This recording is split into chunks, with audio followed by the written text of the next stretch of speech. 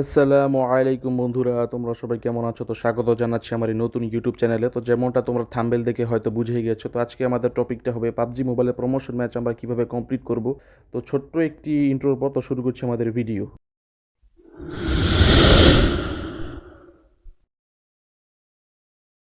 তো সর্বপ্রথম আমরা এখানে আমাদের র্যাঙ্ক সিজনে প্রবেশ করব। তোমরা এখানে অলরেডি দেখতেই পাচ্ছ যে আমি এখানে এস ডমিনেটর 12-এ আছি, সাথে পাশে দেখতেই পাচ্ছ -12 খেয়েছি, সেটা অন্য কথা। তো আমরা এখানে সিজন রিওয়ার্ড অপশনে চলে আসলাম।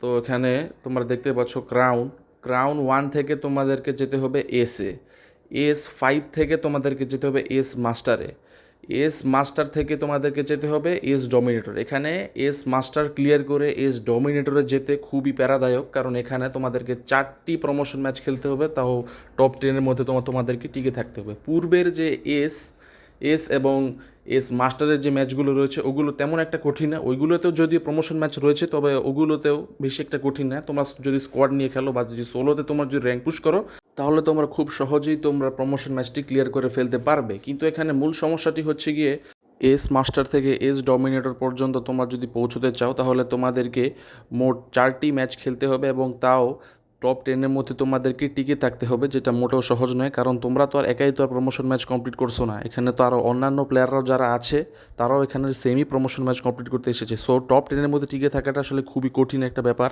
পাশাপাশি তোমরা কোন ম্যাপের মধ্যে তোমরা প্রমোশন ম্যাচটি কমপ্লিট করছো সেই বিষয়টাও ডিপেন্ড করে। স্পেশালি তোমরা যদি লিভিকের মধ্যে খেলো, তোমাদের লিভিকের মধ্যে প্রমোশন ম্যাচ এস ডমিনেটরে যেতে তোমাদেরকে টপ 5-এর মধ্যে টিকে থাকতে হবে। যদি ইরাঙ্গেলে খেলো, ইরাঙ্গেলের মধ্যে তোমাদেরকে টপ 10-এ টিকে থাকতে হবে।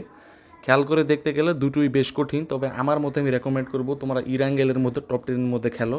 এবং পাশাপাশি তোমাদেরকে চেষ্টা করতে হবে নিজেদের সাথে একজন বিশ্বস্ত স্কোয়াড রাখার, কারণ তোমাদের স্কোয়াড ছাড়া প্রমোশন ক্লিয়ার করা খুবই কঠিন হয়ে যায়। তো বেশি কথা না বাড়িয়ে সোজা আমরা চলে যাই ম্যাপের মধ্যে। তো ম্যাপের মধ্যে আমি বিভিন্ন জায়গা তোমাদেরকে মার্ক করে দেবো, তোমরা স্ক্রিনশট তুলে নিও। আমাদের সর্বপ্রথম জায়গাটি হচ্ছে গিয়ে বাম দিকের ব্রিজের পাশের এই জায়গাটি অন্যতম সেফ একটি জায়গা। এই জায়গার মধ্যে আমি নিজেও অনেকবার খেলেছি। তার পরবর্তী জায়গাটি হচ্ছে কি মিলিটারি বেসের এই অংশের পেছনের দিকে, কিন্তু মিলিটারি বেসে নয়, মিলিটারি বেসের এই পেছনের অংশটি খুবই সেফ। এরপর পরবর্তী জায়গাটি হচ্ছে ম্যানশনের অংশটি একটি ইভেন্টের অংশ হলেও তবুও এটি খুবই সেফ। এর পরবর্তী জায়গাটি হচ্ছে মিল্টা পাওয়ারে এনিমি খুব কমই নামাচলা করে, তাই এই জায়গাটি সেফ। তারপর জর্জ পোলে তোমরা নামতে পারো, তবে সাবধান, ওখানে স্কোয়াড নিয়ে নামাটাই বেশ ভালো।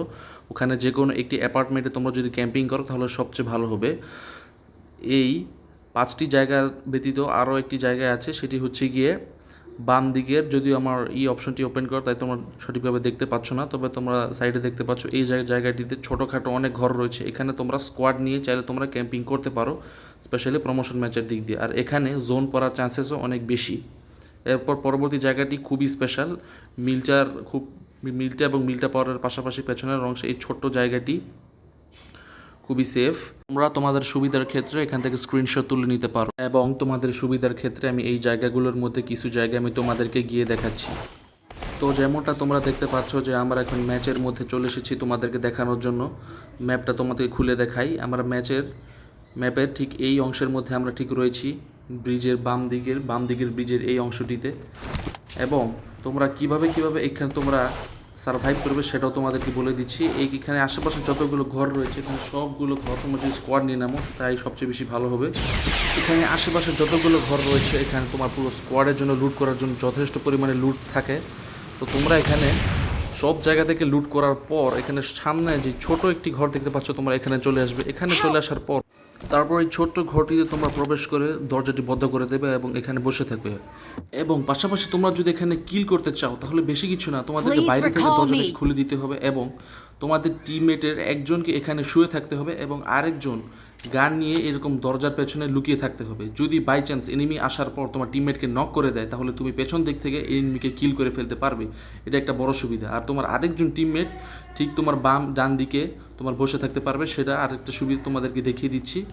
বাইরে থেকে এনিমি আসবে, ঠিক তোমার টিমমেটকে কিল করতে চাইবে, তুমি পেছন দিক থেকে এসে তুমি তাকে কিল করে ফেলবে। আর আরেকজন যদি এখানে সামনে বসে থাকে তাহলে পুরো একটি ডেথ ফরমেশন হয়ে যায় এবং তোমরা সহজেই চাইলে এনিমিকে কিল করতে পারবে।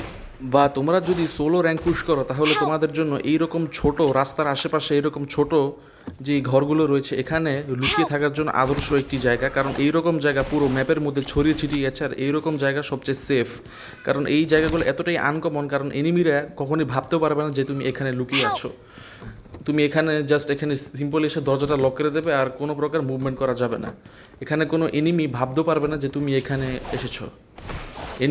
এনিমি যদি এখান থেকে যদি বাই চান্স যায়ও, তাহলে সে বুঝতেও পারবে না যে তুমি এখানে লুকিয়ে আছো। আর এটাই তোমার জন্য সবচেয়ে বড় সুবিধা।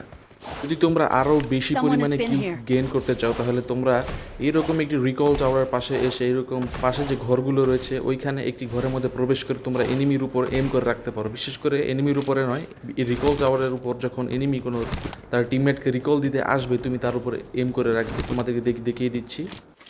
রিকল টাওয়ারের পাশাপাশি যে জানালাটা থাকবে, মানে ঘরটার জানালার পাশাপাশি, রিকল টাওয়ারের পাশাপাশি তুমি এইভাবে এম করে রাখবে। যদি বাই চান্স এনিমি আসে, তুমি তাকে সহজে এখান থেকে এম করে মেরে ফেলতে পারবে। সে রিকল দিতে যাবে আর তুমি সহজে তাকে মেরে ফেলতে পারবে। তারপর আমাদের সামনে আরও একটি ছোট্ট দোতলাওয়ালা ঘর রয়েছে। আগেরটার মতো এটা তেমন একটা ছোটো না, হালকা একটু বড়, তবে এখানেও তুমি উপর থেকে স্নাইপিং করে এনিমিদেরকে মারতে পারবে, তাও দূর থেকে। এটা একটা বড় সুবিধা। তারপর এখানে পাশেও আরও একটি আনকমন জায়গা রয়েছে, আরেকটি সেই একই একটি ছোট একটি ঘর।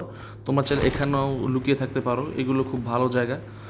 এরপর আমাদের পরবর্তী যে বেস্ট হাইডিং স্পটটি রয়েছে সেটা হচ্ছে ইয়াসনায় পলেয়ানার যে জায়গাটা, ওইটা যদিও এখন ওইটার নাম বদলে ভ্যালি অফ এন্ড হয়ে গিয়েছে, তবে ওই জায়গাটি র্যাঙ্ক পুশ করার জন্য খুবই সেফ একটি জায়গা। কিন্তু যদিও এখন জোনটি চলে এসেছে, তবে বেশিরভাগ সময় কিন্তু এখানে কিন্তু লাস্ট জোন পড়তে পারে। আমি তোমাদেরকে মার্ক করে দিচ্ছি, এখানে পাশে খুবই বড় একটি ঝর্ণা রয়েছে। ওই ঝর্ণাটি এতটাই বড় যে ওটার নিচে ঝর্ণার ভেতরে এমন একটি গোপন জায়গা রয়েছে যেখানে তুমি সহ তোমার স্কোয়াড নিয়ে তুমি ওইখানে র্যাঙ্ক পুশ করতে পারবে। এবং তোমরা যেমনটা দেখতেই পাচ্ছ, এখন আমি এই জলের উপর দিয়ে গাড়ি চালাচ্ছি। বেসিক্যালি এই জলটা এত একটা গভীর না, তাই আমরা গাড়িটা চালাতে পারছি। ঠিক এই জলের পাশেই রয়েছে একটি খুবই বড় একটা ঝর্ণা, এই যে যেমনটা তোমরা দেখতেই পাচ্ছ। এখানে আমি গাড়িটা নিয়ে আমরা ঝর্ণার উপর থেকে আমরা লাফাবো। তো এই আমরা এখন আমাদের নিজের গাড়ি সহকারে আমরা এখন নিচের দিকে আমরা লাফাবো। এই আমরা লাফিয়ে নিলাম সোজা গাড়ি নিয়ে। গাড়ি থেকে নামার পরেই তোমাদেরকে সরাসরি গাড়ি থেকে বের হয়ে যেতে হবে এবং সোজা তোমার উপরের দিকে চলে আসবে। এই যে তোমার সামনে যে ঝর্ণাটি দেখতে পাচ্ছ, এর ঠিক ভেতরের দিকে গোপন একটি জায়গা রয়েছে। আমরা এখন জল থেকে আমরা ঠিক উপরে উঠে আসলাম। তো এখন আমরা তোমাদেরকে দেখা যাচ্ছে এই ঝর্ণার ঠিক ভেতরে যেতেই এমন একটি তোমরা অসাধারণ একটি ক্যাম্পিং করার একটা জায়গা পেয়ে যাবে।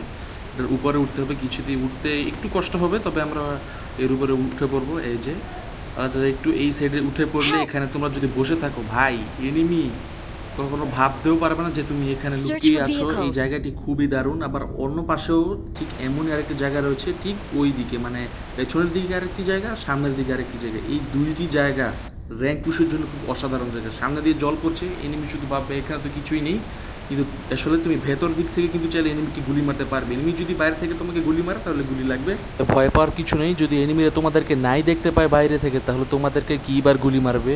তারপর যখন তোমরা কোথাও ক্যাম্পিং বা লুট করবে, তখন খেয়াল রাখবে যে দরজাগুলো ঠিকভাবে বদ্ধ আছে কিনা, কারণ এনিমি যদি একবার দেখে ফেলে যেখানে অলরেডি দরজাগুলো খোলা আছে, তখন এনিমির আগে থেকে সতর্ক হয়ে যাবে যেখানে এনিমি আছে বা তোমরা এখানে ক্যাম্পিং করতেছো। তাই তোমাদের প্রায়োরিটি হবে যে দরজাগুলো আগে থেকে বদ্ধ করে দেওয়া, কারণ এতে এনিমি মাথায় আসবেই না যে এখানে অলরেডি এনিমি এসেছে। তারপর তোমরা যখন কোনো গাড়ি বা তোমরা ভেহিক্যাল চালাবে, তখন তোমাদেরকে একটি জিনিস মাথায় রাখতে হবে যে তোমাদের গাড়িগুলো যেন তোমরা যে ঘরের পাশে তোমরা ক্যাম্পিং করছো, গাড়ি যেন আশেপাশে যেন না থাকে, কারণ এতে এনিমি আগে থেকে সতর্ক হয়ে যেতে পারে এবং তোমাদের উপর অলরেডি রাশ মেরে দিতে পারে। তাই তোমাদের প্রায়োরিটি হবে যে গাড়িটাকে দূরে রাখা, এবং তোমাকে সবসময় নিজের স্কোয়াডের সাথে থাকতে হবে। তোমার স্কোয়াড যেখানে যাবে তোমাকেও সেখানে যেতে হবে। তোমাদের স্কোয়াডের সাথে আগে থেকে একটি প্ল্যানিং করে নেবে। তোমরা এখানে দেখতেই পাচ্ছ যে আমি আর আমার স্কোয়াডেরা একটি জায়গায় ক্যাম্পিং করতেছি, সবাই একসাথে রয়েছি। সো যদি তোমাদের আমার এই ভিডিওটি খুব ভালো লেগে থাকে, তাহলে অবশ্যই লাইক অ্যান্ড সাবস্ক্রাইব করে দেবে। দেখা হচ্ছে পরবর্তী ভিডিওতে। ধন্যবাদ।